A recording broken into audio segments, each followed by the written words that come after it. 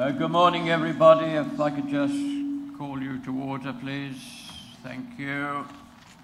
My name is Councillor Bryn Hurren. I'm Joint Chair of the Audit and Standards Committee, and I'll be chairing the meeting today. May I first remind you of some domestic arrangements, please. Please ensure that your microphones are turned off when not in use, and phones, etc., are all put on silent. If you're attending the meeting to speak and persistently interrupt the meeting, you may be asked to leave. I'm sure that won't happen, but I have to say it.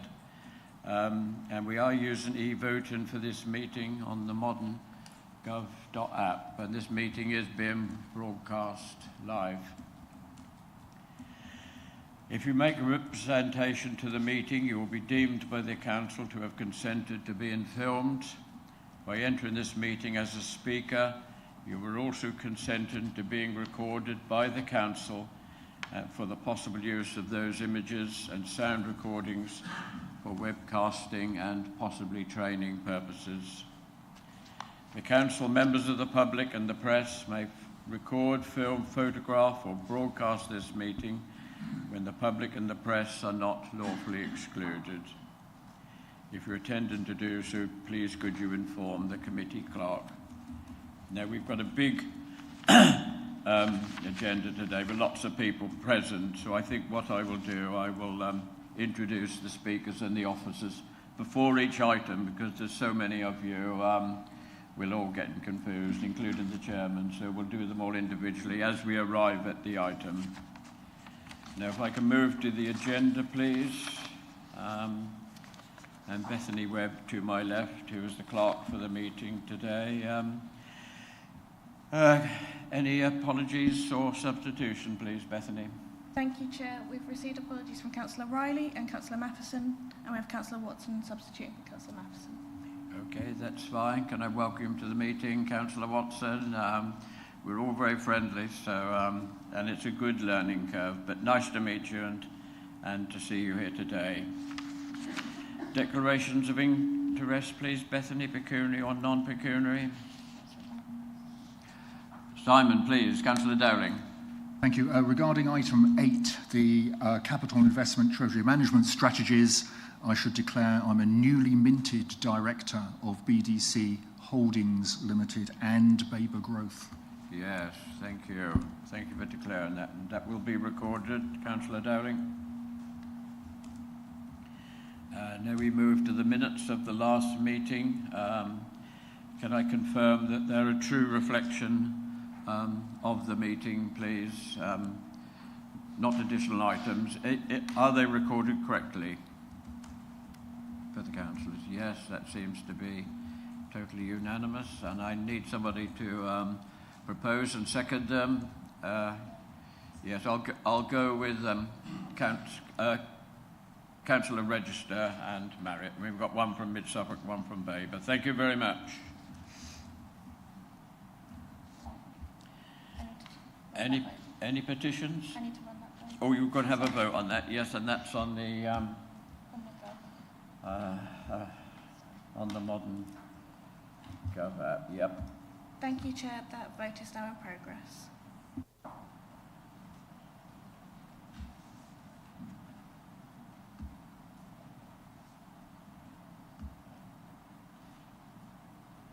Right. Thank you, everybody. That's done.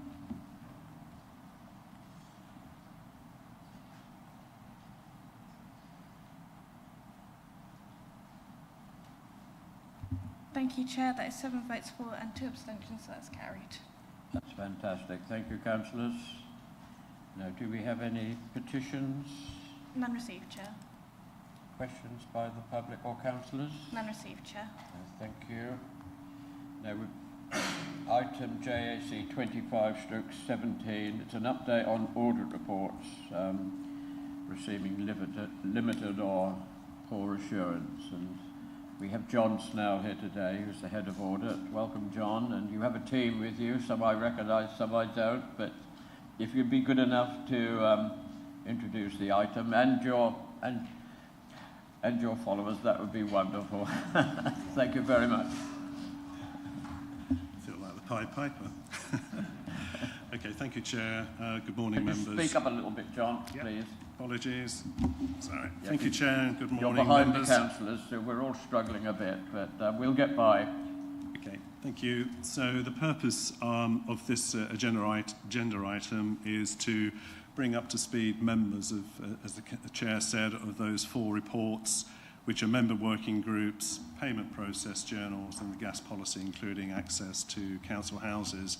Because they were given an audit opinion of limited or no assurance, you will recall that part of the process now is for me as the head of audit to bring these to your attention and for the auditors just to give you an overview of the findings, the recommendations, and then obviously to field questions.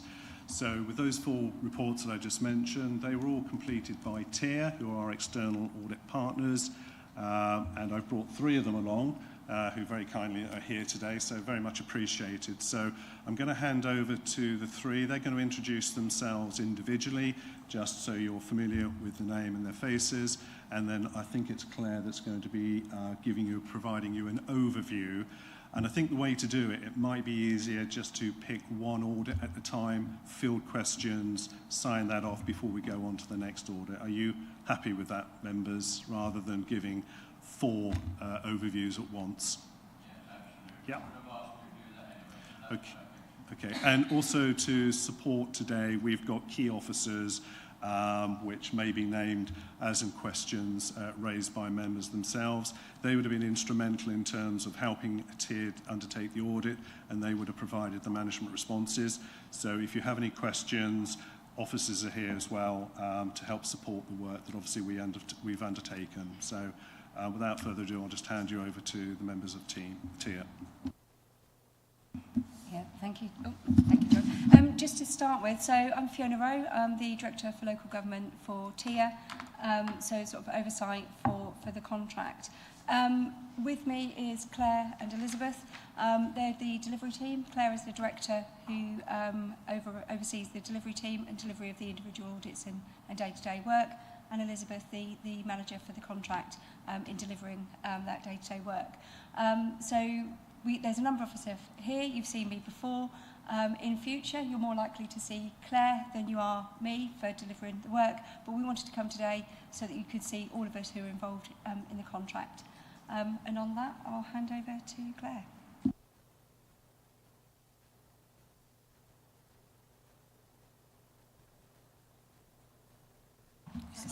Oh, it's on now. Can you hear me okay? So I've got a slight cold, so I hope you can hear me. So I thought if we start with the members' working group report, obviously that has been given a no assurance. So we have identified some fundamental controls I think will need to be strengthened. So we have raised 3 urgent recommendations. The recommendations relate in terms to making sure that groups have an appropriate, like members are fully aware and have an appropriate terms of reference to be sure of exactly what each committee is responsible for as well. We've obviously suggested to make sure that we've got an appropriate agenda for all meetings, and obviously want to make sure that people are fully aware of obviously in terms of their roles and their remit for that committee. We have also, in addition to raising some high priority recommendations, we've also raised 3 important recommendations. Again, these all relate to more of the governance issues, to making sure they've got clear metrics, KPIs, so that committees fully know what they're responsible for to ensure appropriate delivery. We also made suggestions to making sure that members have the appropriate training and are fully aware of obviously what's expected of them to fulfil their role as well. That's probably a bit of a brief overview, and happy to take any specific questions about that report that's being presented to you today.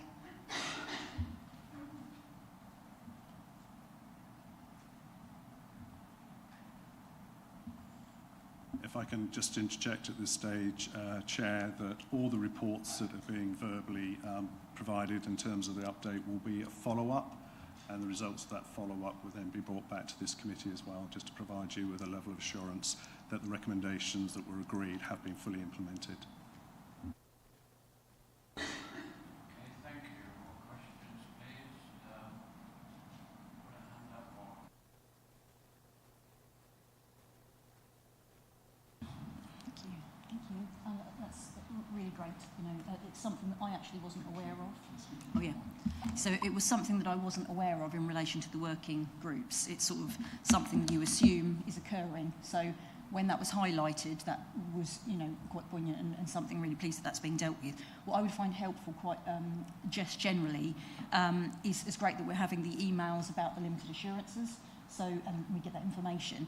Is there any chance of us having a summary so that we can have a rolling summary of those that are limited assurances and no assurances so we can keep track? Because as the months are going on, I'm forgetting which ones were limited or no assurances. So that would be really helpful just for us to keep a bit of a track. I don't know if anyone else finds that helpful, but I wondered if that would be possible. Thank you. I mean, yes, I can do that. In terms of update, obviously it's dependent in terms of the implementation date that's been agreed, hence why they will be followed up, and these will be followed up sort of March, April time. Is that significant, or do you, because there won't be presumably any actions up until that point. As I said, all of these will be referred back to this committee as well, so you will have that level of assurance if you're happy with that.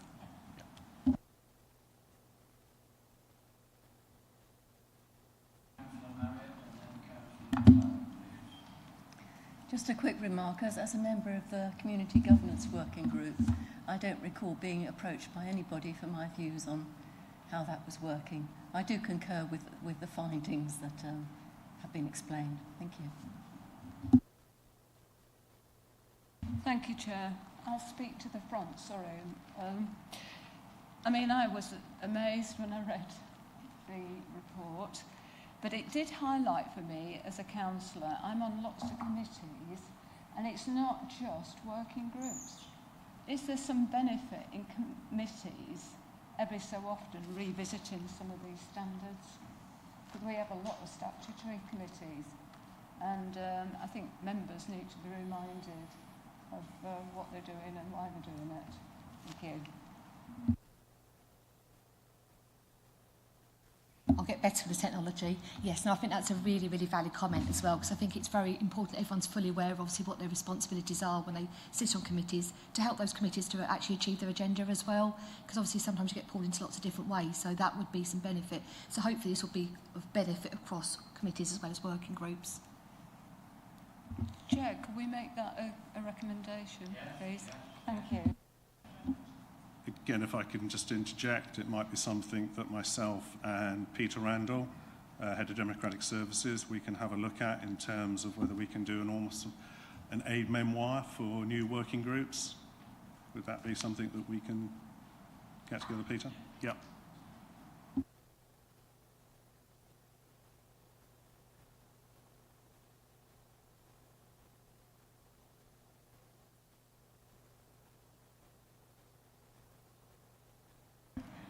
I think it would be useful if there was, I appreciate, you know, if you're in a group and you have concerns, you sort of raise it there, but if you feel it's sort of getting off track, it might be helpful if there was some other party to approach in that case for clarification.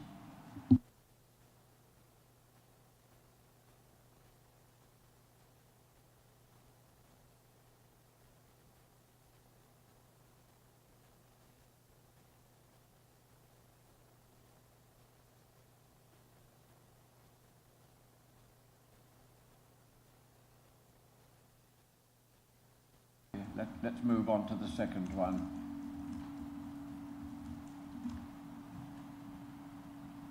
Thank you. I've waited for the red to go this time. So the next one I'm going to present to you is on the payment processes. So again, this has got a negative assurance opinion. This one was a limited assurance opinion. We have raised 3 urgent recommendations. The recommendations seem to identify some weaknesses in the systems. So we've identified that there could potentially be people in the procurement team able to authorise their own supplier amendments, obviously potential risk of fraud. And we've also identified some issues as well in terms of the payment vouchers being self-approved as well, not being approved appropriately. Other recommendations have also identified some concerns in making sure there's an appropriate guidance and procedure notes in place as well, and to ensure there's an appropriate process for details for invoices up to £500 to ensure that they do follow appropriate protocols to be authorised as well. We have also raised some slightly lower priority recommendations as well. But what I did want to flag about this report as well is it's been really promising to hear that some really good progress has already been made as well. So proactive work has been undertaken to already look to get these recommendations closed down as a matter of urgency. So I think that's a very good positive to be able to report that management have taken these on board and taken swift action to address. And I'll pause there and take any questions about the payment processes report.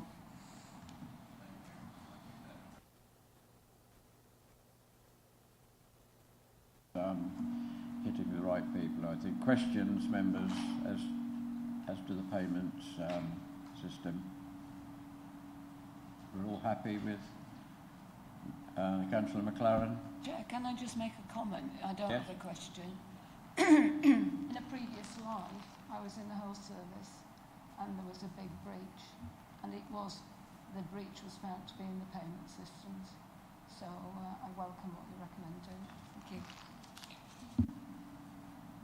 Again, Chair, if I can just add a little bit of weight to what Claire was saying, not wishing to embarrass the finance team, but a lot of those recommendations, as Claire said, have actually been implemented. So that's a real positive.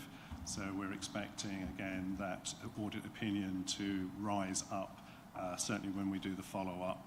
But they've made some real good inroads. So really appreciative of the finance team. Yes, thank you. I think we're all very aware of that, which is good. Any other questions before? I'll give up a few moments at the very end so you can add something in if you wish. I don't think this needs voting, but as long as we're all happy with it at the end and understand that it's all going to be done, that's fine. Okay, next presentation, please. Oh, you're getting all the work. Oh, sorry, apologies, sorry. You're getting to hear from me so much today, apologies. Yes, so the next one I'm going to report to you is on the gas policy. So the gas policy report, obviously we have raised some high recommendations again, and obviously we did identify a data integrity issue in terms of making sure that when we do now substantive testing, we identified that there were some concerns in relation to a certificate being incorrectly dated, so that it appeared compliant, but obviously potentially wasn't compliant because obviously the wrong date had been entered. So obviously we have raised a recommendation to address that, and obviously for them to do a full review to make sure that correct dates are recorded on certificates, and we could be assured that certificates, gas inspections have been undertaken at the appropriate time as well. We've also raised some recommendations to make sure there is an appropriate training programme in place to make sure everyone's fully aware of the correct process to be followed as well. And then another recommendation has been raised to make sure that tenants are actually provided with their evidence of the certificates within the 28 days to ensure that they're fully aware of that as well. And I'll probably pause there and take any questions about the gas policy report. Been accepted and we're doing all of that now, is that correct? Yes, I thought so. Well, that sounds like really good progress. Any questions or points to raise on that? No, well, that's a given, really, isn't it? Okay, thank you. Next one, please.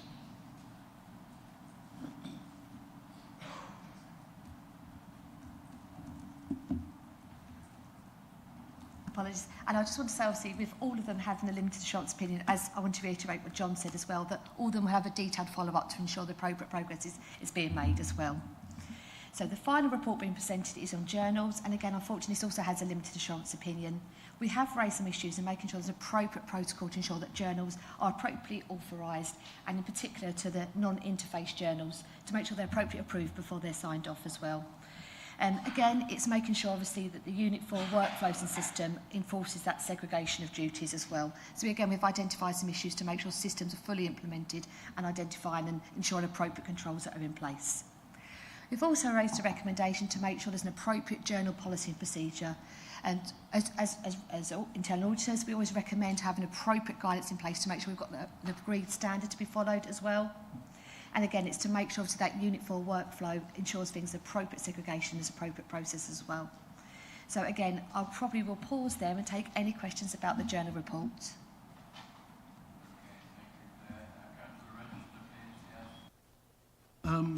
I understand, well, I've got various meanings of the word journal. Could you explain what journal, the context, and what journal means in this context, please?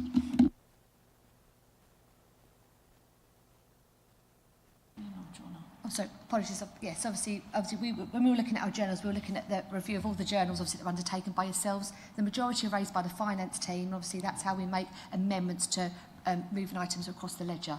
So obviously, I think it's very important. Obviously, you've got appropriate protocol as well, but that was the focus of our work that was undertaken.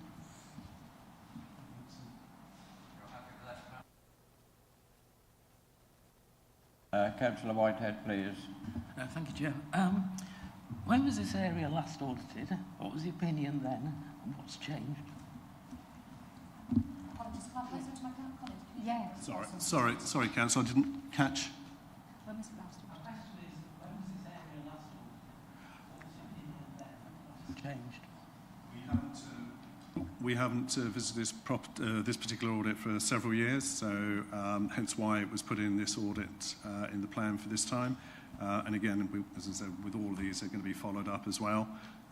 It's obviously crucial that we have those protocols in place, as Claire mentioned, so we would just keep a watching brief on that one, obviously, and once the follow-up is completed, we'll report back to you, but we haven't actually undertaken this for several years.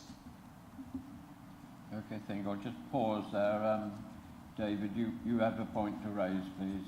Yeah, so just to reiterate as well, so Unit 4 went live in April 2024, so it's a new system. So this would have been the first audit that covered the new Unit 4 system. And just to give an update on this as well, we have made this a really high priority for my team. So we should be going live today with the new journal workflow that will go in place for all non-interface journals, and that will cover everything that's posted in Unit 4 direct or from Excel, where we prepare journals and then load them into Unit 4. So that should go live today. Okay, thank you for that assurance. Councillor Baker, please. So again, really important, great stuff. Some of this, well, all of these have come up with limited assurance across the finance and across the housing side of things. They are critical, fundamental aspects of finance, and I've raised this before, and I know the finance team have been under a great deal of pressure and they've had a lot of challenges. And this feeds into what Councillor Whitehead was saying about when it was last done and what has changed.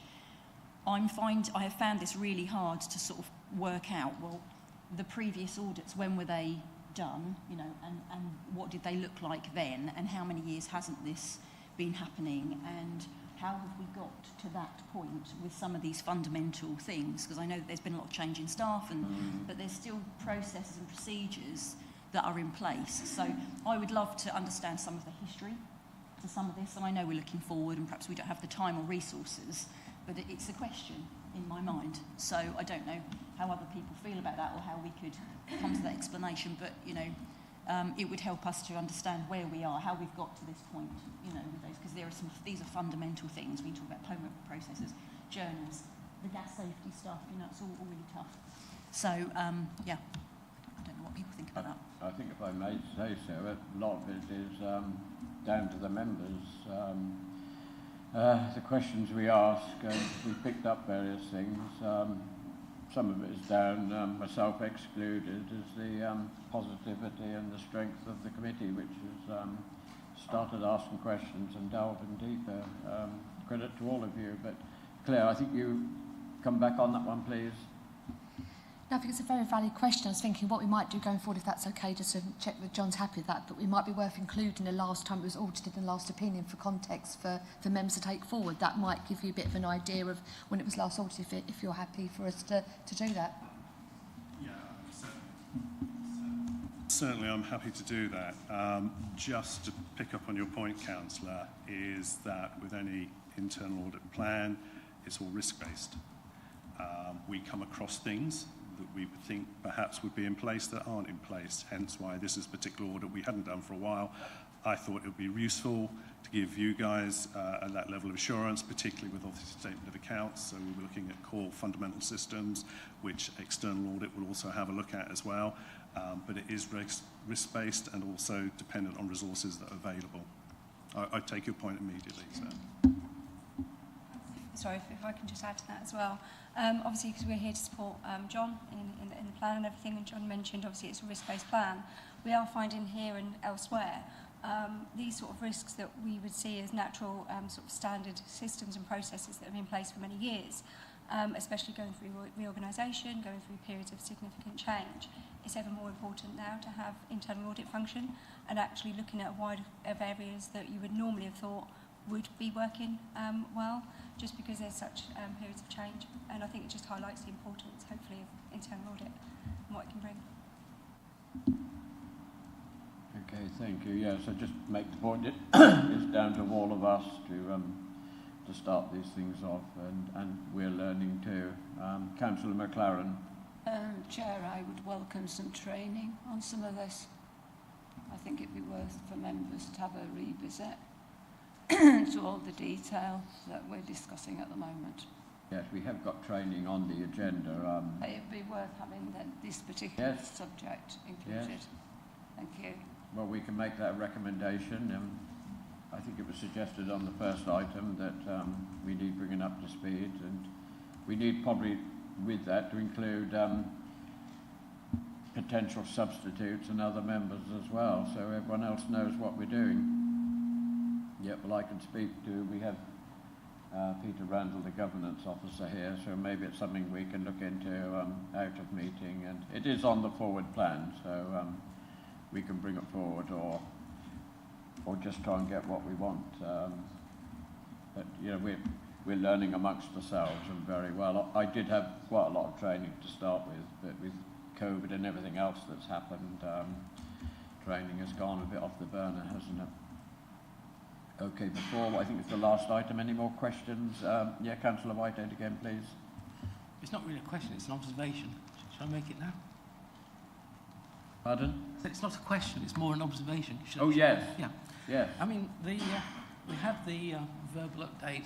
Well, no, we had last time we had this internal audit reports coming out. Everything seemed clear because the one that had limited assurance, I think, had then been followed up, and so it was only via emails that we had all the detail. And here we're just getting verbal updates. There's no report on the record as such other than what goes in the minutes. I mean, I think my concern is that when the next audit report comes through in writing, which has all the follow-up work, it can't just say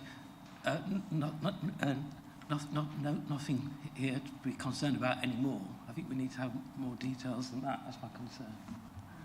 You're saying we don't hear anything about it from meeting to meeting, you're saying? No, what I'm saying is by the time this all gets reported in the next written report, say in April or whatever, and because all the checks have been done, it will no longer have limited assurance.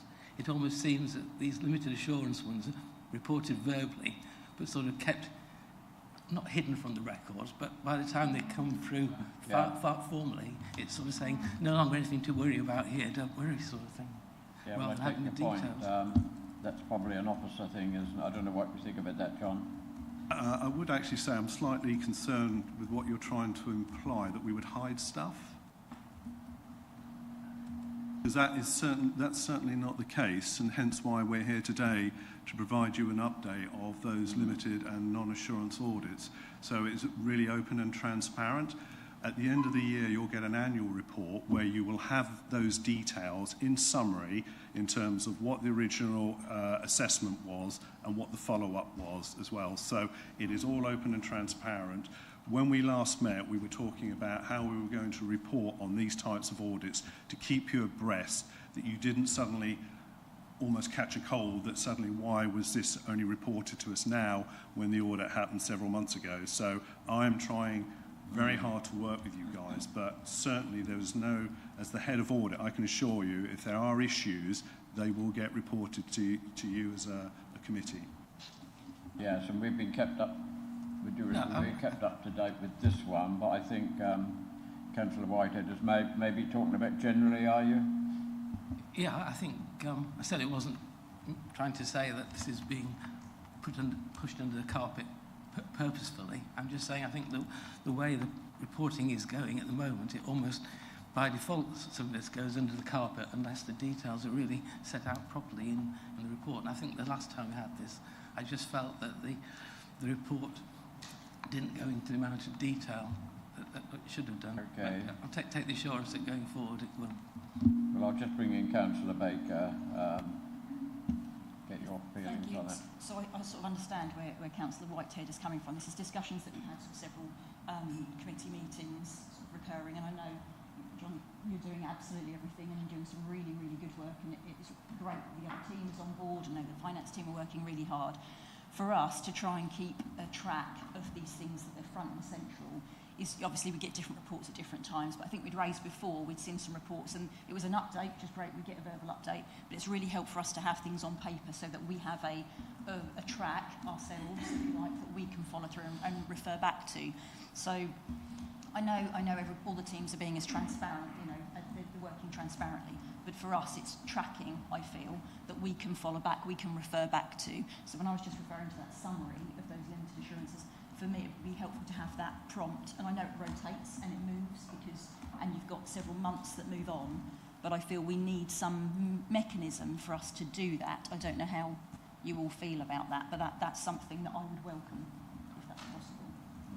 Thank you. Councillor Marriott, are you on the same point? I was going to say something, yes, I was just for our own, to help us to pick out points from it. It's very helpful to have something written down. It's very good to hear verbally, but to have some notes, as you say, you can go back on it. Thank you. As I said, you'd have already received the full report from TIER of these four.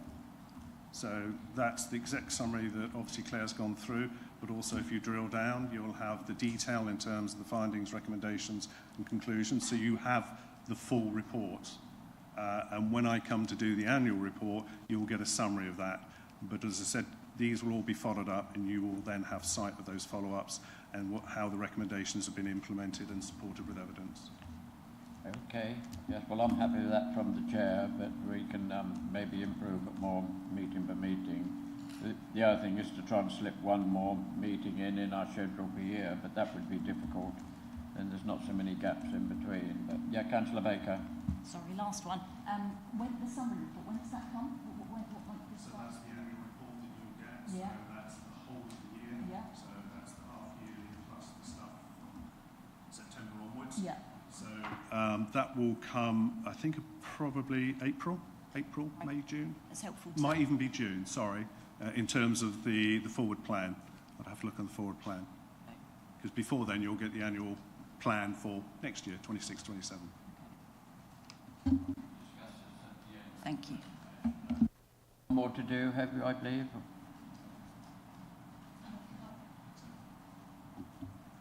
Yeah, so we've presented all four of them, and I think all I was going to say as well, I think it's been a really good plan. Obviously, we've picked the right areas, so the plan that's been put together is obviously really interrogating or making sure obviously that we are picking up the right areas as well. As I said, it would be good, and for us as well, when we do that follow-up, hopefully we'll see those progress being made. And I said it was promising that, particularly the payments, that we've already started to see those controls being strengthened. So it's really good that management take on board and address those timely as well. So that gives us hopefully some sort of comfort that things are progressing in the right way. Mm-hmm. And hopefully I won't have a cold next time, so apologies. Well, management are here listening, as well as obviously our officer John Snell himself. But thank you for coming. Is there any sort of general debate you'd like now on what you've heard and whether we need? It would be nice to have semblance of words, wouldn't it, at a conclusion of this meeting? But how do you feel about that? You're happy that what you've heard is actually being put in place, I would hope, and management already responded, so that bodes well. Councillor McLaren. Yes, I think the very fact we've had the TIER team here today, that has helped us enormously. I want to thank them. That was really helpful. Yes, you've asked for a bit more training, which I'm sure has been noted. I'm sure Beth will give this item a highlight with a bit of summary, and we can pick it up at the next meeting under the minutes. And as chair, or John will be chair next time, we can work off that, I would hope. Councillor Register. I just realised that I missed an email about notice of audit opinion for journals, which is why I asked that question.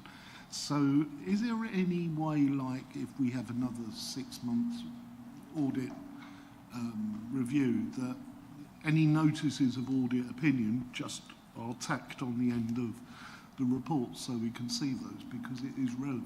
Otherwise we end up having to go back through emails to see the documents. Yeah, I think those sort of things are coming anyway. John has promised to highlight anything that's not quite right, hasn't he? But in the tsunami of emails, it's easy to miss one, isn't it? Okay. So what are you actually looking for on this one? It's like today, if we'd have had a list of like just the text of the audit that John had given us in those emails would have been extremely useful, because then we wouldn't have to go back through emails to see the text of them. Yeah. Mm-hmm. Well, I tend to save mine in a bit of a bulk, but Councillor Rowe.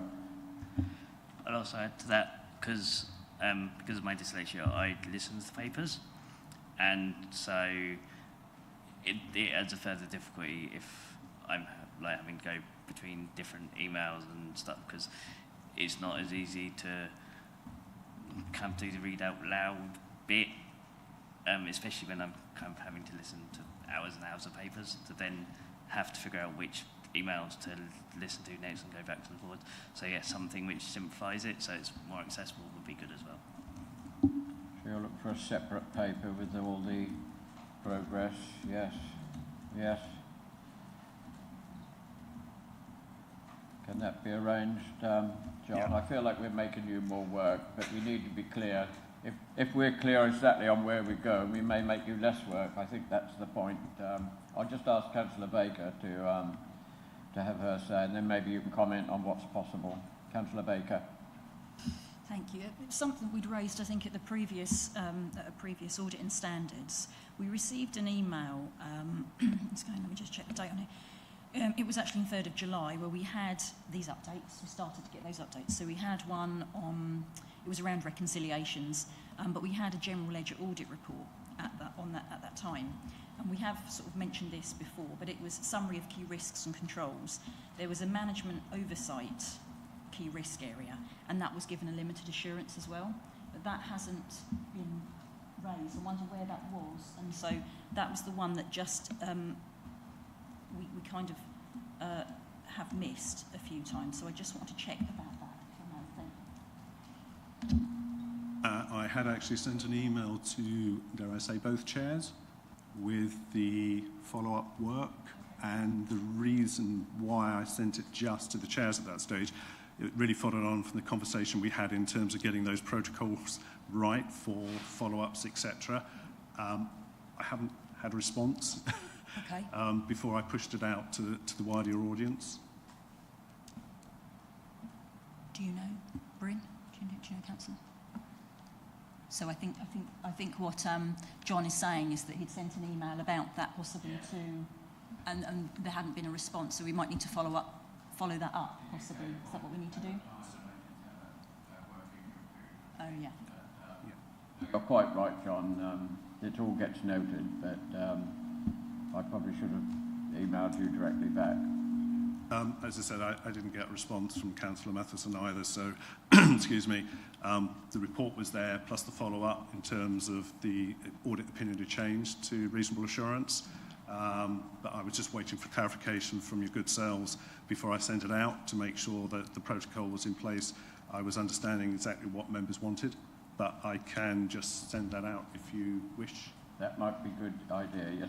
John and I did talk about it at length, and I was very happy with it, maybe him not so much so, but yep.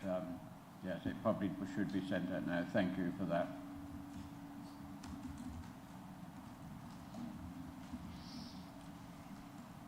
Are there any other points overall, members, before we thank our guests and continue? What about other people present, especially the finance team? Any points to raise? No? Happy? Okay, thank you very much. Thank you for coming.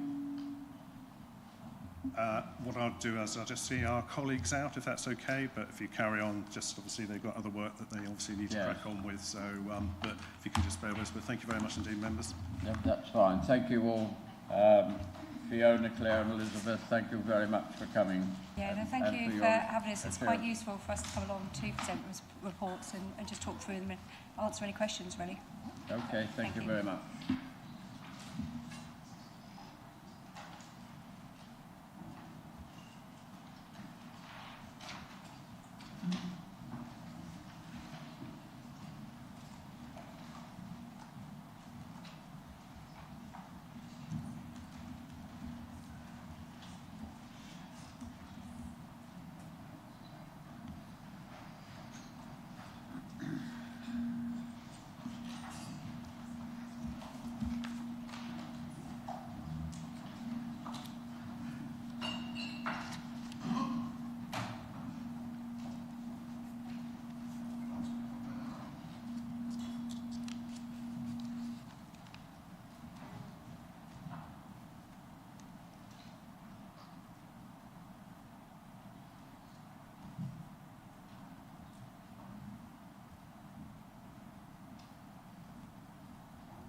Okay, members, thank you very much. Quick shuffle around now. We move on to item 2518, Joint Capital Investment and Treasury Management Strategies. And that will be David Feather Ward and Melissa, I presume, to introduce between them. And we have Tim Byford here, a new member of the team. Welcome, Tim. Enjoy your first meeting.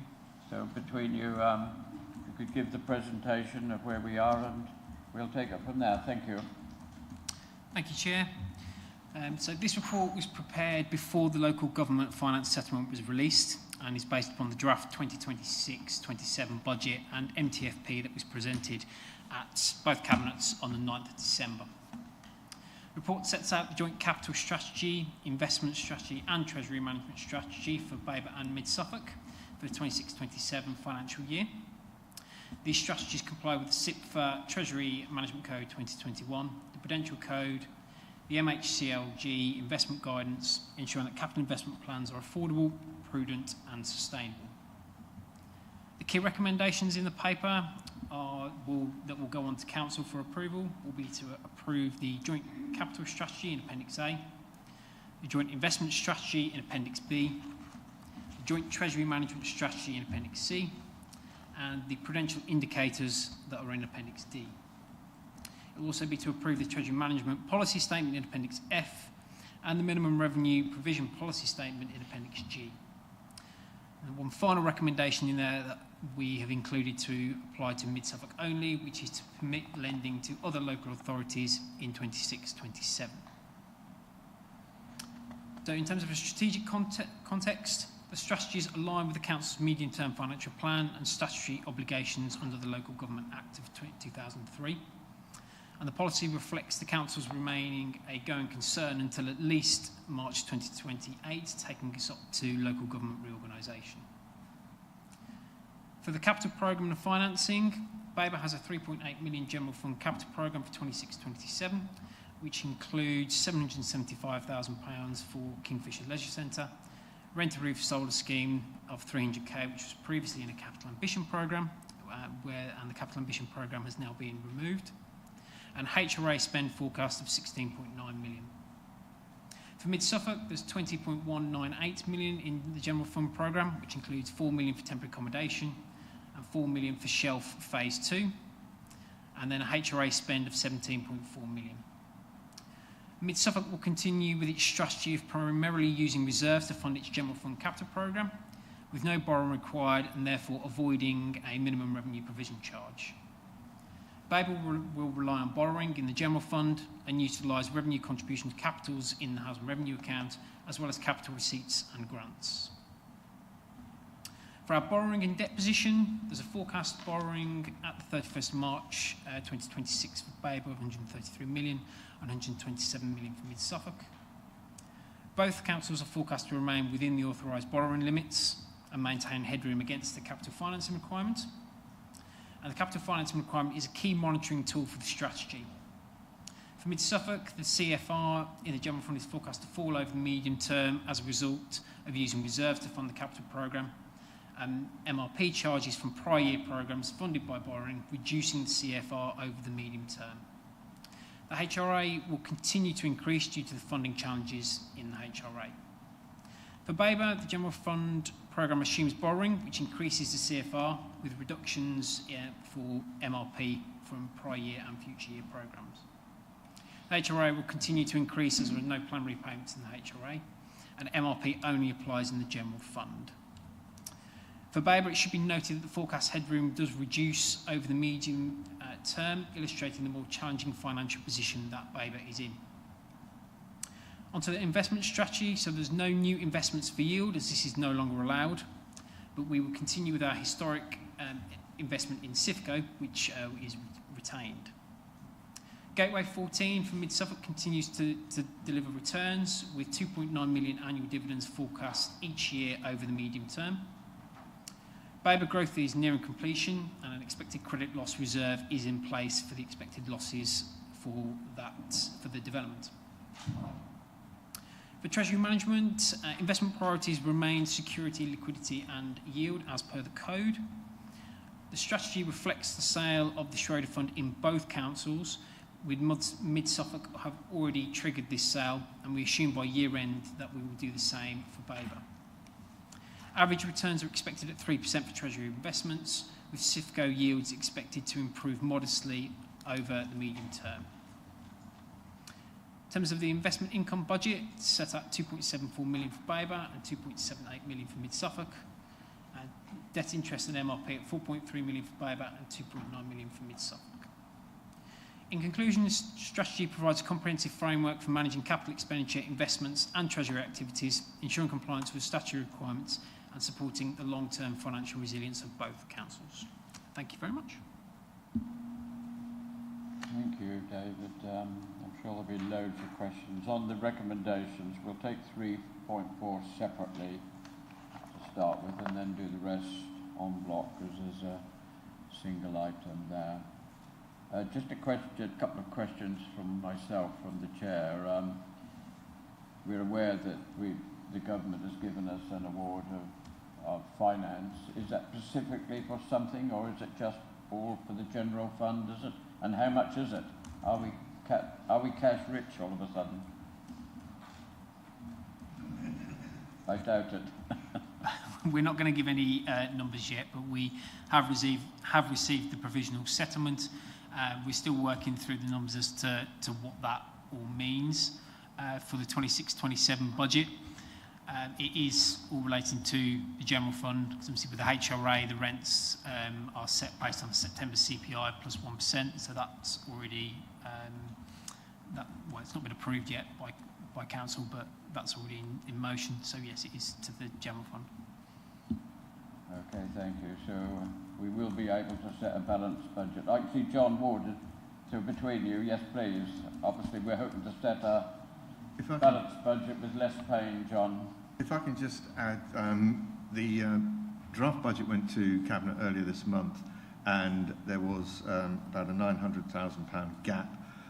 We did not include anything from the provisional settlement in that because we had no idea what to expect. And the level of uncertainty was greater this year than it has been in past years. But we have now received some indication of in the provisional settlement, and there is going to be an improved picture, but as David said, we're still working through the numbers. But we always manage to set a balanced budget because the team does a really good job under very trying and difficult circumstances. So the settlement it's for a single year, I take it, nothing projected. Is that correct? We're getting a 3-year settlement this time. Okay. Which is something that was long promised and has finally arrived.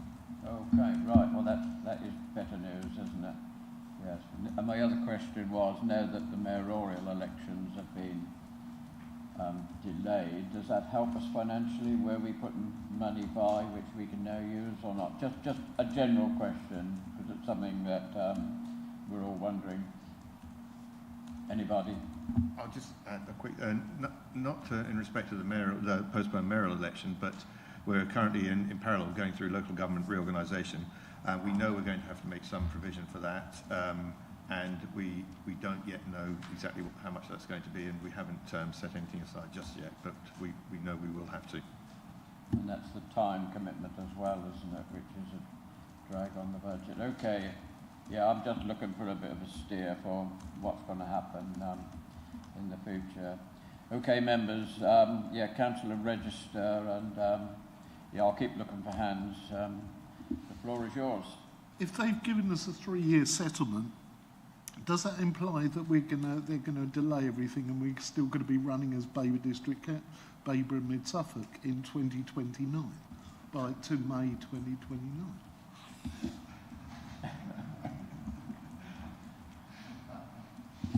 No, the timetable for local government reorganisation is still the one that we're working to, is the one that we've been given, which will require unitary elections in 2027, unitaries acting as shadow authorities until they take over in April 28. How they'll work out, the 3-year settlement is an overall settlement for local government and not specifically for any one council, but obviously you work out the numbers for your particular council, but the overall funding is for local government across the country. So in that 3rd year, the money will be divided up differently for the new councils. Councillor McLaren, and then Councillor Baker after that. Councillor McLaren. Thank you, Chair. I'm referring to 4.9 on page 13 of the report, which is specific to Weber. And because my question, I think what I'm asking for is a meeting with the Cabinet member, with members of this committee.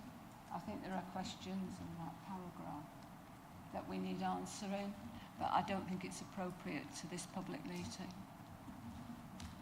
I don't know how John feels about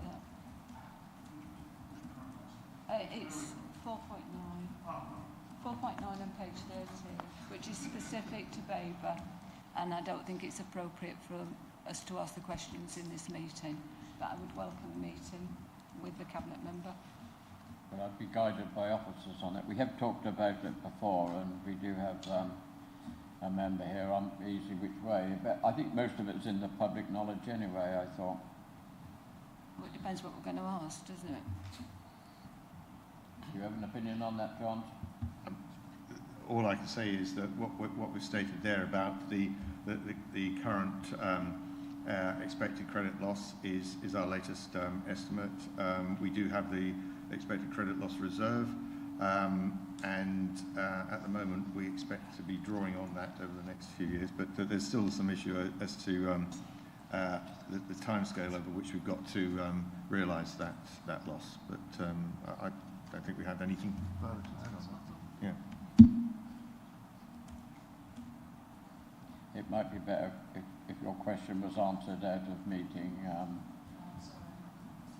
Pardon? Ask them. I think some of it will be commercially sensitive. Yeah, okay. Councillor Baker. Thank you. I had two questions, if I may. One was to do with the other local authority borrowing. I wondered if there is a kind of a pending list of beneficiaries, potentially, or a backlog of people that, organisations, local authorities that had wanted or needed to access some of that. I didn't know if that work has started or if there's just a provision. And my second question was on page 20. There's a point in there about the leisure centres, and there's carry forwards, 599,000 covering Stowmarket and Stradbroke. We discuss Mid-Suffolk, I'm looking at Mid-Suffolk Leisure Centre, which is the one in Stowmarket. We discussed that in other committees. It's come forward a few times, and around sort of energy efficiency and that sort of thing. Do we know if there is a financial plan to invest in that leisure centre and what that work is what's going to be done? Because it's in desperate need, and it's great there's a pot, but I haven't actually seen what work is going to happen, and I can't recall that we've actually seen any of that. So I wondered if anybody's aware, I don't know if you know.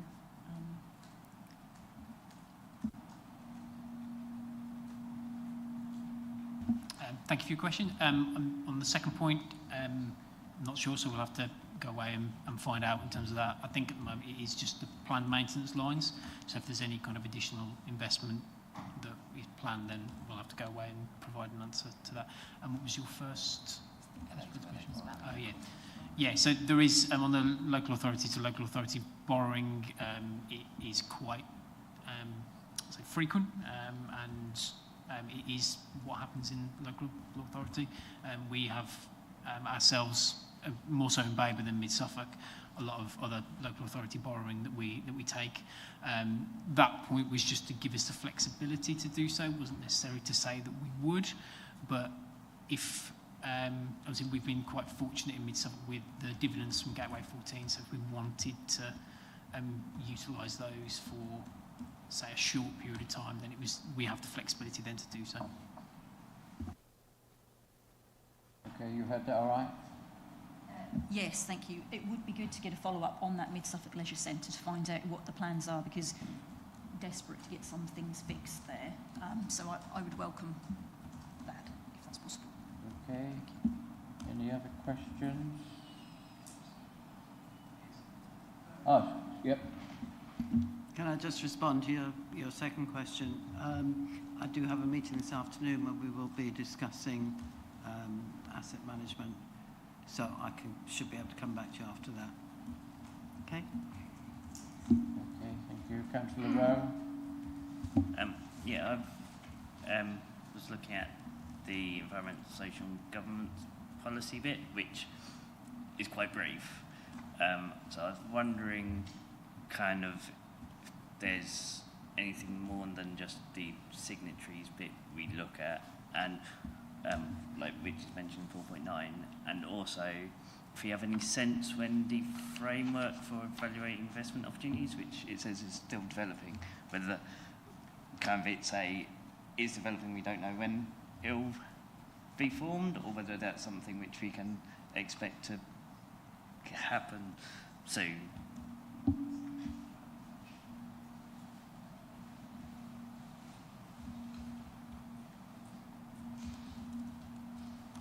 Thank you for your question. So I assume, are you talking about 4.8 on page 41? Yeah, I am. So we'll approach Island Close, because obviously that's more of a nationally developing kind of framework. So Island Close are our Treasury advisors. So we'll contact them and ask them for an update on where we're at. Okay, thank you. Okay, just a question for myself and the Chair for clarifications. 1.8, 300k allocated for rent-a-roof scheme. Now, I thought West Suffolk were already doing one of that for business roofs. Is this the same one, or is this an extra one? Yes, I think it's part of that scheme. This is just one Baber are doing. Okay. It's part of that whole West Suffolk programme, and Mid Suffolk are doing some as well. And this is domestic or business roofs? Mostly business. Ah, right. So it's in addition to the West Suffolk one already ongoing then? Or is it the same one? Oh, it's the same one? Oh, right.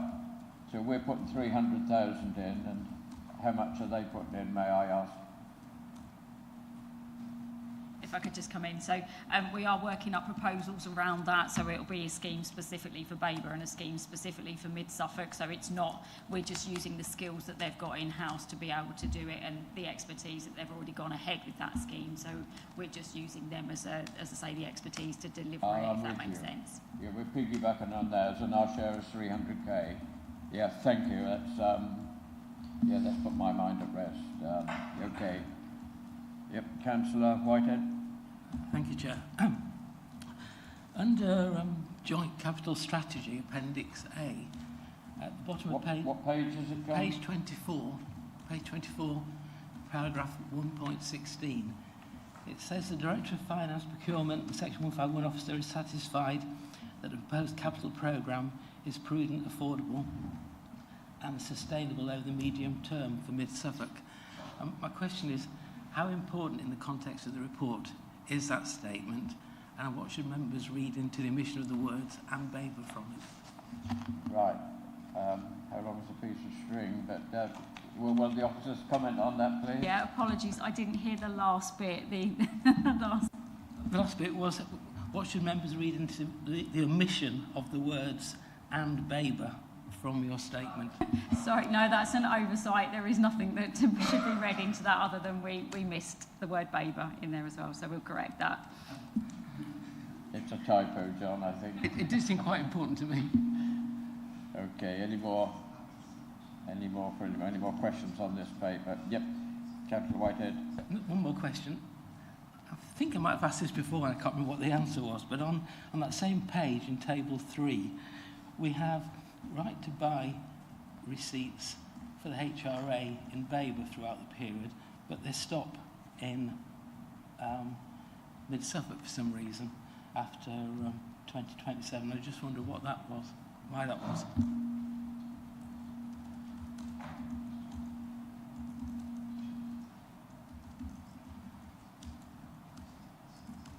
David, you are? So in terms of the drop-off, we're just forecasting less sales in the business plan of right to buy units. So over the long term, so we're not assuming that a higher level. So we assume a lower level long term. So You're assuming there will be some in Baber, but you're assuming 0 in Mid-Suffolk according to this. so it's a guesstimation. Yeah, is it? it's covered in the HR8 other line, so those sales are in there. So in terms of probably from the business plan, it's just a categorisation thing.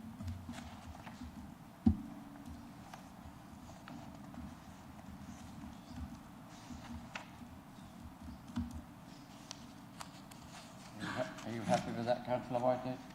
Yep, okay. Any more for any more?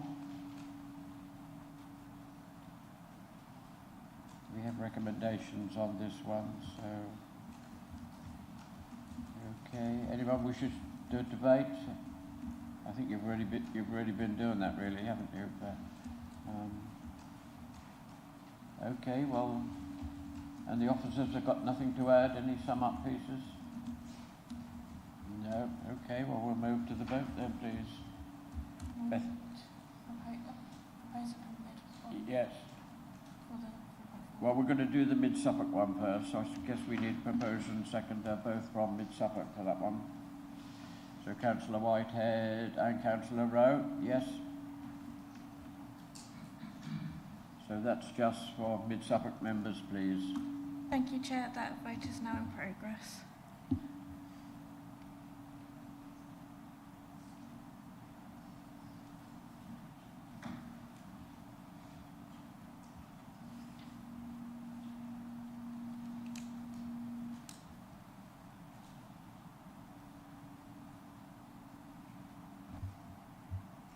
Thank you, Chair. That's 5 votes for. That's carried.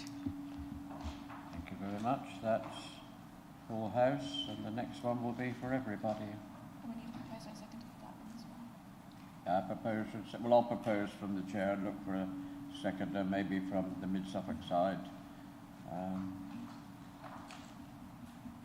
Councillor Baker from Mid-Suffolk, yep. Thank you. Thank you, Chair. That vote is now in progress.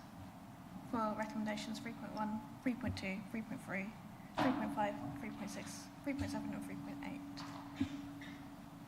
Thank you, Bethany. And thank you to officers for your attendance. Have a good Christmas.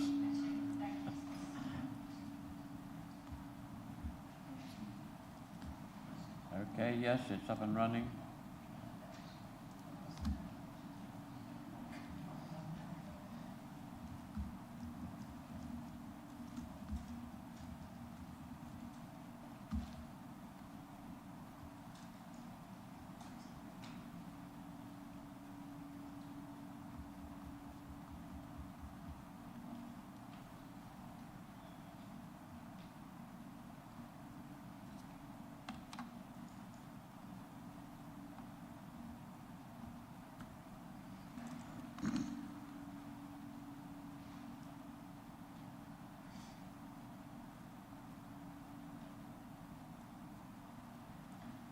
Thank you, Chair. That is 9 votes for. That's unanimous. Well, thank you. Thank you, everybody. Right, we move on to risk management now. Is everybody okay? Nobody needs a break? No, we're all fine. Okay. I'll introduce, it'll be Joe Hobbs with Teresa Fairburn, an assistant. We also have Councillor Mellon and Councillor McCraw here, so I'll leave it to you, Joe, to sort out your troops. Thank you very much. The floor is yours. Thank you, Chair. So I'll just quickly give overview. The papers are a risk management covering paper, and in the appendices we have our risk management policy and strategy link, but also a direct extract of that policy in our joint appetite statement, and also appendix and a quality impact assessment screening. I'm going to hand over to Councillors Mellon and McCraw to provide a bit of an overview of the paper, but we are here to answer questions as required and needed by the committee. Thank you. Thank you, Chair. As members are aware, this committee is constitutionally responsible for considering the effectiveness of the Council's joint risk arrangements. So today we're presenting this annual report on the two Councils' joint risk management arrangements. And in this, Councillor McCraw and myself are supported by the officers to my left and Sarah in front as well. So this area has been on a journey of improvement over the last few years, and that's been informed by a couple of significant factors.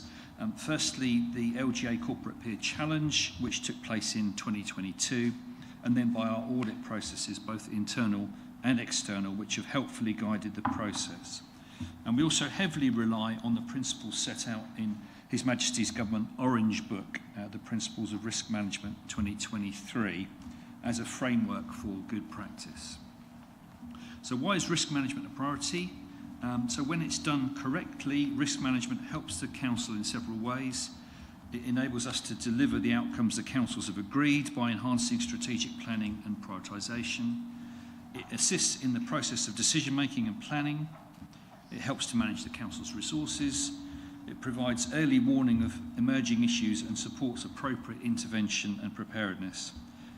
It protects the council's reputation, our staff and our assets, and it should lead to better decision making and governance. And I'll hand over to my colleague to take the rest of the presentation.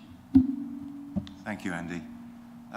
Yes, as Andy stated, we've been following Government Orange Book principles for some years now. This has been an ongoing process, and the important point is that it's a continuous process. We are reassessing on a constant, almost obsessive basis, and that's not a bad thing. Demonstrating that progress in this year, particularly 2025, we've added in, as well as defining the specific risk we have, we're now defining our appetite for that risk and where we set that appetite. Now, there are definitions provided in the report that tell you what each appetite, what our appetite is, and also what that means, what the context is.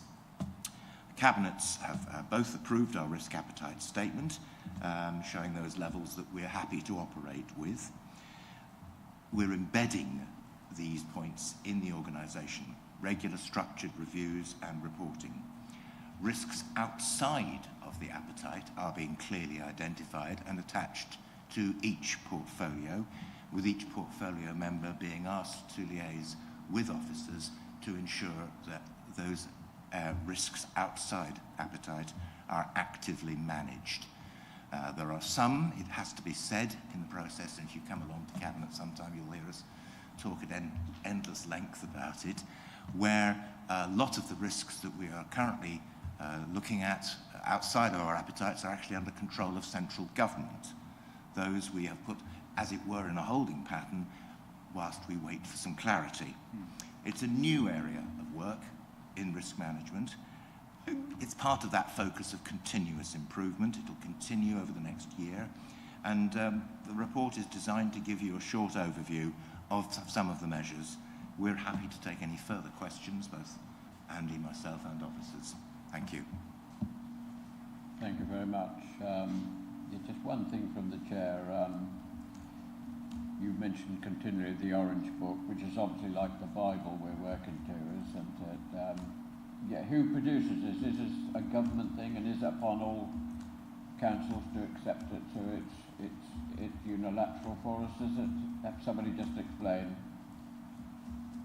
Teresa or Alistair, whoever. Yeah, actually, it's something that, we've worked on this for some time. The Orange Book is, there are a number of government colour-coded books. The Orange Book is the one specifically on risk management. It's a tool designed to be used at all levels of government, national downwards. I have to say that experience has shown that where Orange Book principles are not followed, problems result. I could give specific examples, but it would embarrass some people at a higher level. Okay, thank you. And this is available for business as use as well? Or it is designed primarily for government. Yes. It is HM Government Orange Book Principles. And we did actually, I think, some 3 years ago, maybe, go into the origins of the Orange Book. But I don't want to do so now, because I think I'm just repeating myself. And how long has this been in place? This is quite new? Not really. I think it's been some years, 5, 6 years. 12 years, there you go. Thank you. All right. Just nobody took any notice of it before then. could suggest there are places where it could have been used better, if at all. We're on the same wavelength, as always, Alistair. Okay, questions from the floor. It's a government document to keep us all in order, and something I call it the Orange Bible. But yeah, Councillor Baker, you were first. Thank you. This is a really helpful document. You know, seeing the level of risk, the breakdown, how you actually break into those, I find that very helpful. I'm assuming that this is going to full council so that they will see, because I think the other councillors would find this very helpful. So that's one of my questions. Is that the case? Will this go to full council? Thank you, Chair. Under our constitution, we took the risk appetite statement to our cabinets to agree. So our decision-making process as required, it went to cabinet. So it has formally been adopted through our cabinets now, and there's no proposals to take it to full council through the processes. Could it be distributed? Because I don't think our councillors, because I think something recently came up with one of the councillors, they were asking more about risk. I wondered if that could be shared widely, because I think we'd all find that very helpful. So that was my one request. And the other request I have, so Councillor McGraw was just given I can't see very well, was given a really helpful explanation about that sort of process. For me, I would find that really helpful on a flowchart way, or in some kind of task where you kind of see iteratively how you look at risk, how that works. Because obviously risk hits lots of departments, lots of people get involved, the cabinet review it, and it would just be very helpful for me personally, on a visual level, to see some kind of flowchart about where that sits, when it's re-reviewed, and how that goes through. I don't know how anyone else feels about that. It might exist, I don't know. Thank you. Is that possible?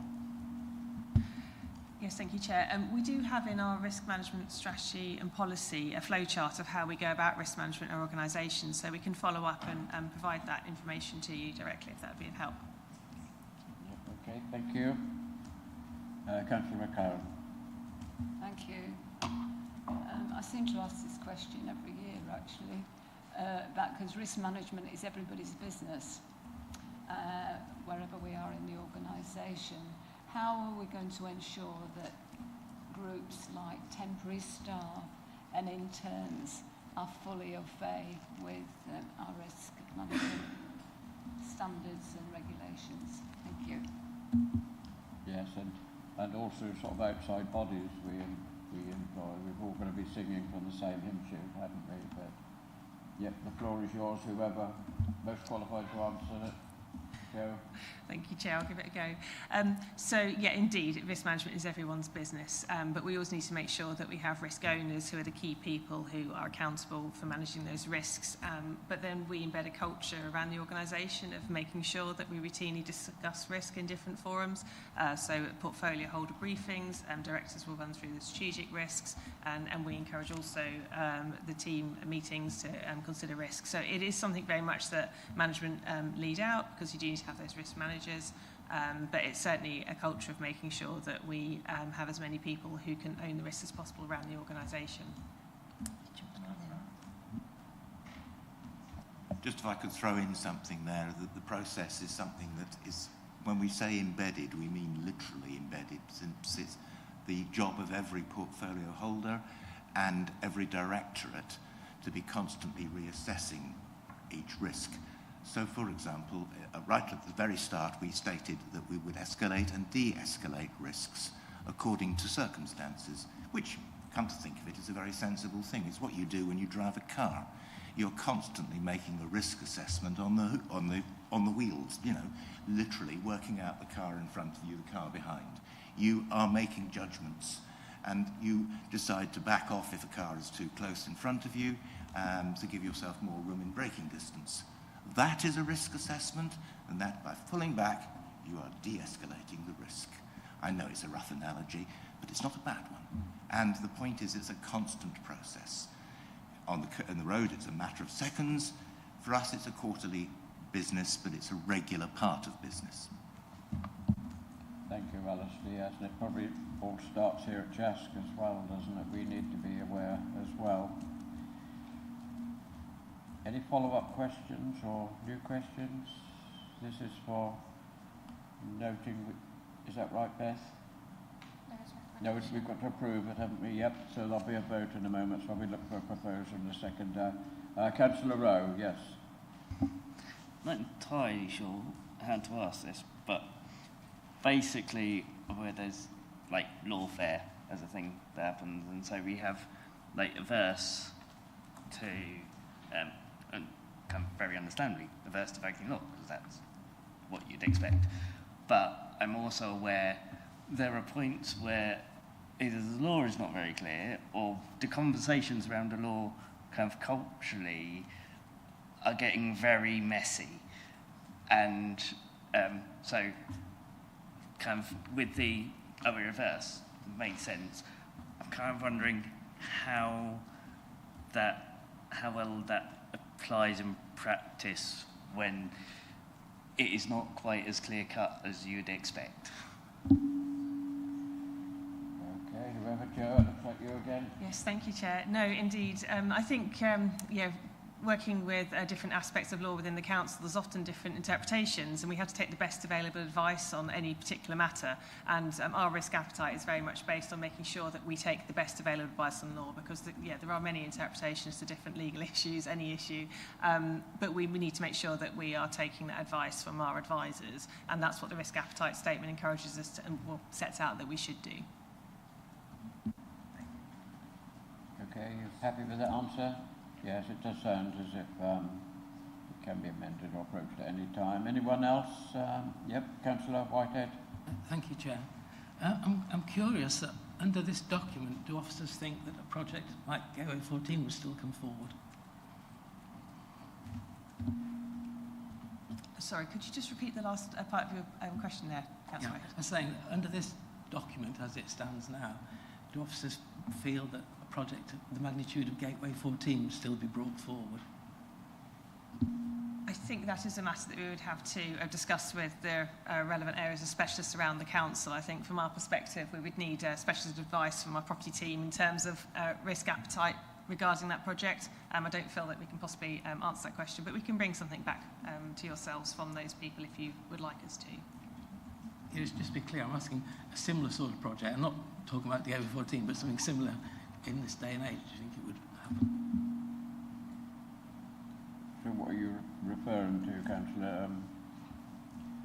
People we employ or subcontractors? What is the issue there?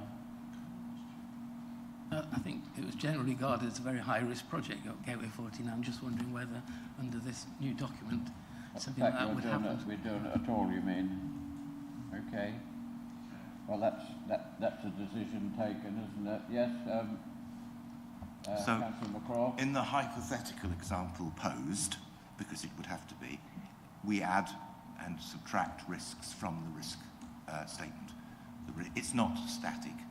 It changes, just as the risk levels and our appetite levels may change, and our proposals of what to do as we constantly review it. So, were such a project again to come forward, it would be subject to some risk analysis in the process, and should it be seen as a strategic risk or an operational risk, that would be added to the relevant statement and to the document in general. Part of the process of constant review. This is what we mean by embedding. Yeah, I think, councillors, if you become too afraid to do anything, you will just do nothing. So it's a balance, and if a risk arises, we have to deal with that at the time. I think that's basically the summing up, and you'd probably agree. Councillor McCraw. And that speaks to the whole point of this, is yes. Being cautious averse, minimal, open. Those definitions define how we initially approach it, but we can change those definitions, and we may well do at certain times in the future. Constant process. Yes, it's a moving feast. Councillor Marriott, please. I'd just like a little bit more clarification on why the council's looking at commercial risks, why their overall stance is open. Because it does say, that decisions are heavily scrutinised, but it doesn't actually give really the sort of benefits of that particular stance in the blurb there. You mean whether it's worth taking the risk? Yes, I'd just like a bit more information. Yes, exactly. Yes. Goodness, hard to answer that one. Councillor Mellon, yes. Yeah, I mean, I think it sort of refers back to Councillor Whitehead's question a moment ago. What is the organisation or the administration's appetite? And that is defined to some extent by context. Do we have the resources to be able to invest in commercial property, etc., or commercial initiatives? And we can look at Gateway 14 as a really good example of where the previous administration was ambitious, invested in something, and it's come off, and we're all getting the benefit of that.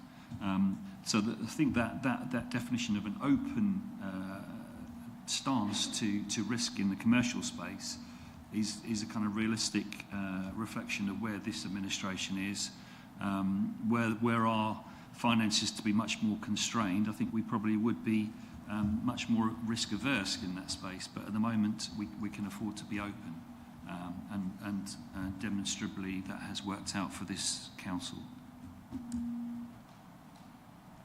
Yes, thank you. That's well summarised. I think if a council does commercial things, like we invested millions in putting the solar panels on council house roofs, which seemed risky at the time, but it contributes $1/3 or a bit more per year to our budget. So it's a risk that's paid off. And as I said a moment ago, if you're scared to do anything, we'll end up doing precisely nothing. So that's a risk in itself, isn't it? So we just rely on good officers and councillors to take the strain and make the right decisions. I can refer to one that wasn't right, but hopefully from now on we've learnt, and we'll go on forward. If there's no more questions, Councillor Register, or is this a bit of a debate or a question? Well, I don't know. I just wanted to know how long we've had this strategy in place for, and if it could have stopped one particular project I've had in mind. Well, when I was chair 6 years ago, Councillor Register, we didn't really have anything, so we are moving in the right direction. I think that's a fair comment, isn't it, Joe? Yes, it's work in progress, and we know where we should be, I guess. And I'm feeling quite grateful that we are where we're quite proud that we have got a hold of it, and because not all councils have, and I'm aware of that. I go to certain audit groupings, and some are way behind, so it's down to our team probably that we are at the front, and be grateful that it's there. Councillor McCaw, you're going to back me up on that, aren't you? I think asking the question, Tim referred earlier to the existence of the Orange Book for 12 years, which is more than I knew of. But the fact is we've always had in internal audit, through John Snell here, yes, risk management processes. And I can recall having sat on this committee in the past discussing risk management at some length, and even risk appetites at some length, in a vague, not vague, because it was never vague, but in a rather less structured manner. The difference with the Orange Book is that we've structured it, and we're using that structure, and we're advancing within that structure systematically, and I'm going to come back to this word, embedding it. If you look at every document you see, virtually every report will contain the strategic risks and where they sit on the strategic risk register. It probably passes you, but it doesn't pass us at all, because we're looking at the entire register all the time, and each portfolio should be looking at its own risks all the time.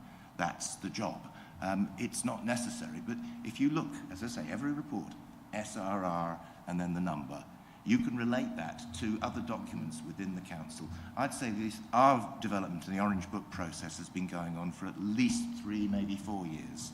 And I can remember when we first introduced the idea, because I was in this room to do so, of the very existence of the Orange Book as a concept to bring to this committee and to council in general. So it's an ongoing process, but it's not recent.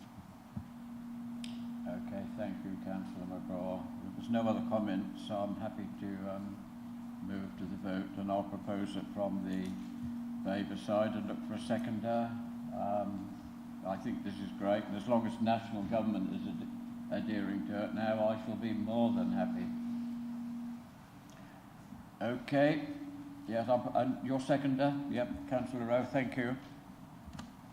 We move to the vote, and thank you to the officers while it's being set up, and for Councillor Mellon and Councillor McCraw as well. You made a pretty good team, I would think, along with us, so we're moving in the right direction. Thank you to you all. Thank you, Chair. That vote is now in progress.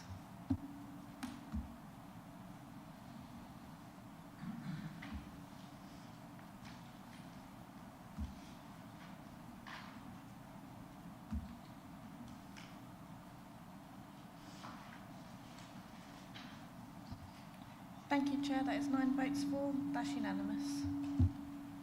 Thank you so much. And thank you for your time, everybody involved in this, and have a great Christmas. We move now to the half-year Code of Conduct Complaints Monitoring Form, and oh, it's Alicia. Ah, yeah, I was looking for Peter, but he's disappeared. You're in the hot seat. Oh, sorry, you are there. I saw you go out anyway, but oh, you crept back in. Right, we yep, yes, you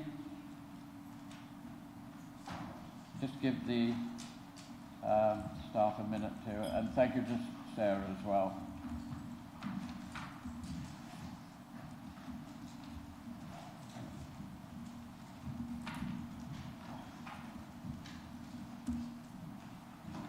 Okay, fine, Lucy, you can carry on. They're only councillors anyway. Thank you, Chair. Thank you, members. So this report is the half-year update on Code of Conduct complaints that we have received between the 1st of May 2025 and the 10th of December 2025. So this report details the number of complaints received, who submitted them, what part of a Code of Conduct was alleged to have been breached, and at what stage of a complaints handling process the complaint was determined at. So over this time period, the Monitoring Office has dealt with 26 Code of Conduct complaints. 17 of these were for Baber and 9 for Mid-Suffolk, continuing an ongoing disparity between Baber and Mid-Suffolk in terms of complaint numbers. And the majority of these 26 complaints are submitted against town and parish councillors. Of these 26 complaints, only 2 councillors were found to be in breach of a Code of Conduct during this time, one in Baber and one in Mid-Suffolk. Both of these breaches of the code were by parish councillors, and I can confirm that no district councillors for either Baber or Mid-Suffolk during this time frame breached the Code of Conduct. Both of these 2 upheld Code of Conduct complaints concerned a lack of declarations of interest. So a lack of declaration of interest or a failure to follow the official declaration procedure as outlined in the Code of Conduct makes up a significant portion of the Code of Conduct complaints that we received in this time period. Other key areas include respect, bullying, harassment and discrimination. In this time frame, the Monitoring Office continues to receive complaints about councillors that are not relevant to the Code of Conduct, namely about governance or procedural issues, or complaints about officers of the parish council, which the Monitoring Office cannot investigate. So these complaints are dismissed upon receipt after performing a capacity test as outlined in our handling procedure. The Monitoring Office is also contacted regularly for further procedural and behavioural advice that does not constitute Code of Conduct issues. So a notable statistic for members to consider is that 80% of all the complainants in this time period were submitted by members of the public. The visibility of town and parish councils and their connections within our local communities may lead to this higher volume of complaints against this specific type of local authority. But however, this figure showcases that there is currently a public interest in maintaining and holding high standards of behaviour in public life, which the team, which includes me, Peter and Tom, are obviously very keen to maintain. Thank you, Chair. Happy to answer any questions if members have any. Thank you, Alicia. Did I hear you read out complaints about officers from parish councils? Yes, Chair. So we sometimes receive complaints, as you say, about officers of parish councils. This usually relates to the clerk of a parish council, more common than not. And as I said in my presentation, the Monitoring Office is not permitted to investigate any complaints about any officers, whether that's at a parish council or at the district council. Okay, thank you. I thought I heard you right. That was a bit of a surprise, but there we are. Yes, Councillor McLaren. Thank you. Recognising some of the questions I have about who the monitoring officer is it worth considering doing some training with parish councils? Because a lot of parish councils are changing all the time in membership. And I wondered whether it was worth looking at that as some training. We've had training on lots of other things for parish councils. I think the role of the monitoring officer might be helpful. Thank you. I can only say from my point of view that one of my parishes that has had issues is having training and has had training, so there must be some of that, and recently, so I think with SELF or whatever they are now. So it is going on, but yes, Alicia, can you bring us right up to speed on that? Thank you, Chair, and thank you, Councillor McLaren. I'll start, and if Peter wants to add anything, I'll let him. I would say that we, as a monitoring office, would provide a considerable amount of support to any parish council or parish councillor specifically who needs a bit of help with interpretations of the Code of Conduct. That is something that we are happy to provide that support on. Is what we're here for. In terms of providing more extensive training to parish councillors as a whole, it is something that we have helped to establish, but usually because of the logistics of arranging further specialist training, it is usually directed towards parish councils that we may have a bit more of a wider problem with, so to speak. So it is something that we offer on a sort of a more case-by-case basis, but I think there probably is further conversation to be had as to how much further we go with that support, because obviously we want all parish councils and their councillors to be equipped to understand the Code of Conduct. Yes, I can back you up on that. My councillors came back with a brand new Code of Conduct and everything, so that was worthwhile. Thank you. Yes, Peter. Just say that the material that we have on the internet as well, on our website, our public-facing website, is incredibly helpful, incredibly simple. I appreciate the fact that a lot of town and parish councillors are sort of fairly new to the job and might not necessarily have an overwhelming amount of knowledge as to what they need to declare, when they need to declare it, but and it can be quite scary as well because you're worried that you're going to get caught out. We always try and emphasise a common sense approach, but the information that we have out there is incredibly helpful and, as far as I'm concerned, incredibly accessible to anyone who wants to engage with it. And also, as Alicia said, if in any doubt, parish and town councillors and clerks are able to get in touch with us via the monitoring office email address, and we'll be able to provide some fairly swift advice, especially if it's just around a simple declaration or something like that. Thank you. And do we give that in-house, or do we recommend them to SELF or what it now is, and they do the training as well, I believe?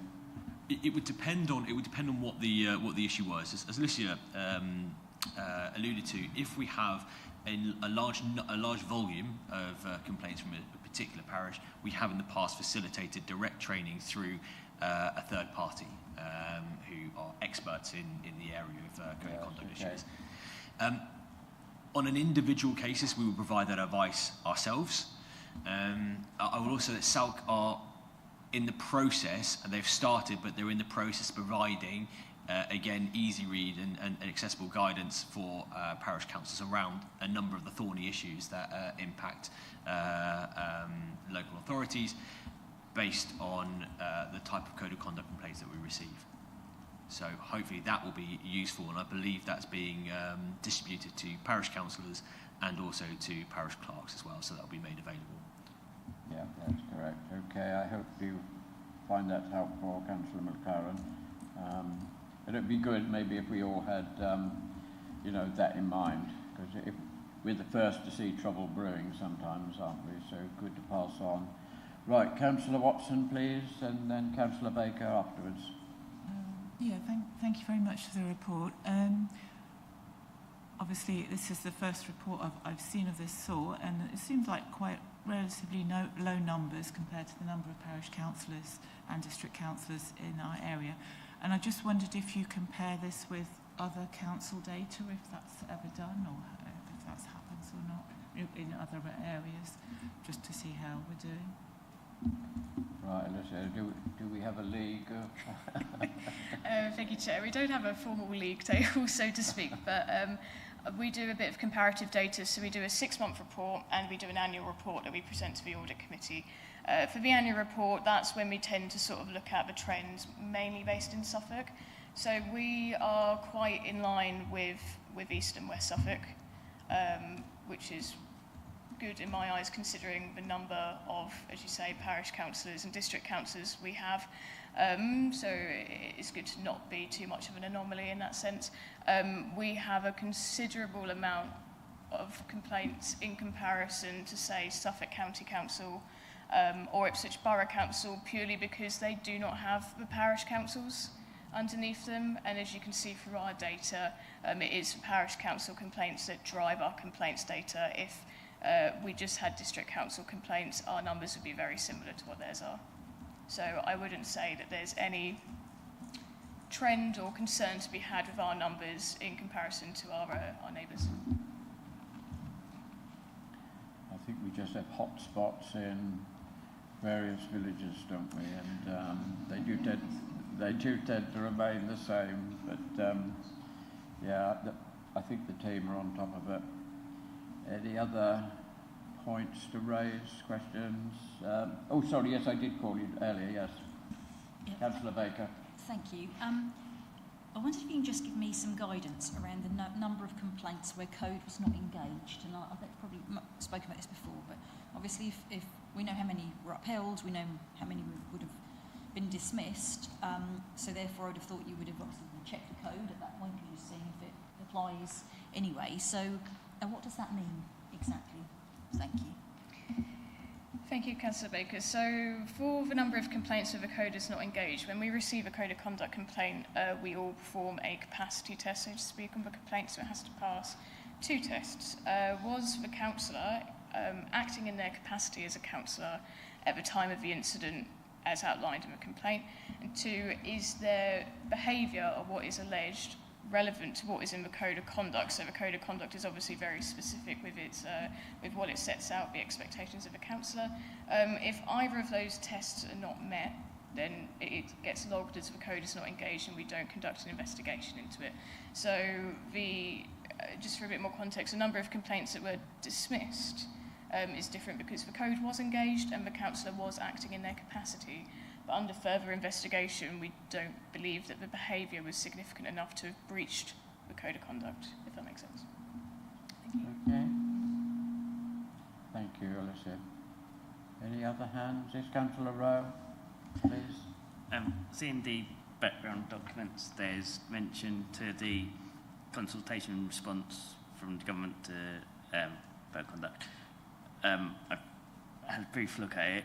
Do we have any idea about when they might be implementing that? Because I couldn't see a date quickly, but there might be one in there. There is a really annoying answer, which is how long is a piece of string. I will tell you that we didn't expect, and we weren't expecting the consultation guide or the consultation response to be published until next year. So the fact that it was published towards the end of this year is ahead of schedule. But how long it takes them to move from this stage to the next is another matter altogether. So we'll keep you updated, but it will be a long time coming, I reckon. But do give it a read, because it's really interesting in terms of what it's proposing.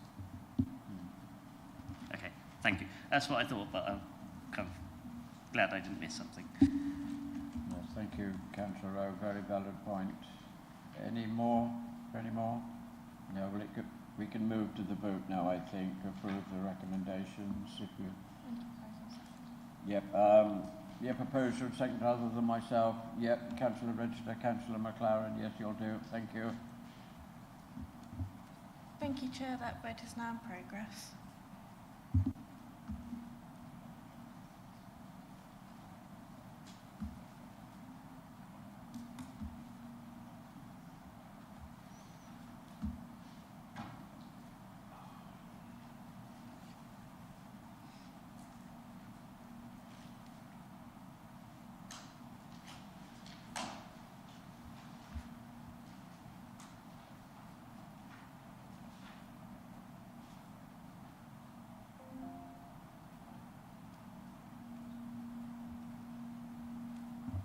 Thank you, Chair. That is 9 votes for. That's unanimous. Thank you. Thank you, councillors.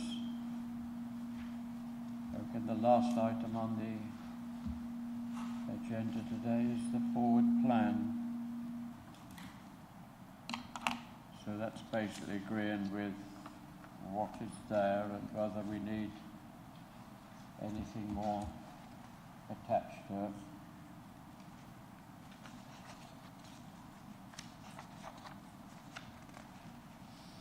I think it's the February meeting. I think things, Bethany, do tend, there's things in the pipeline to be added on, isn't there? So unless anyone wants a change, then we take it as read as it is and wait for the meeting in February. That's correct. And also the April, which looks a bit light at the moment, but that one definitely will fill out with some of the financial reports. So everyone is happy, good. You could always raise something at the next meeting for the one after, but they look a bit light, both of them, but when we get there they will be stacked out a bit more, I feel, with what's coming up. Okay. And that's agreed. We don't need to vote on that, do we, Bethany? No, that's taken as read. Well, thank you for your attendance today, three days before Christmas. I'm sure you would all love to be somebody else. It's fine for me, but I think there is a move maybe to bring it a week forward. I don't have much holiday myself, so and being self-employed, I can take it at other times. But I realise that some of those who have regular jobs or things to do, especially near Christmas, it's not the greatest time to have a meeting, but I think words have been said, so hopefully not next time. Yeah, I feel we've really done some good work today. We've put some things in place for the first time that will stand us in good stead for the future, and we move on. And yeah, I'm grateful for all your support and your input into the meetings as well, because although I tend to be at the head, there's people who I'm aware here who've got a lot more knowledge on this than I have, so I'm grateful for your support. And have a great Christmas. Thank you. And thank you, Peter and Alicia, for the last report, and your attendance as well, Councillor Pearson. I know you're keeping an eye on us, so that hopefully it works well. It's appreciated.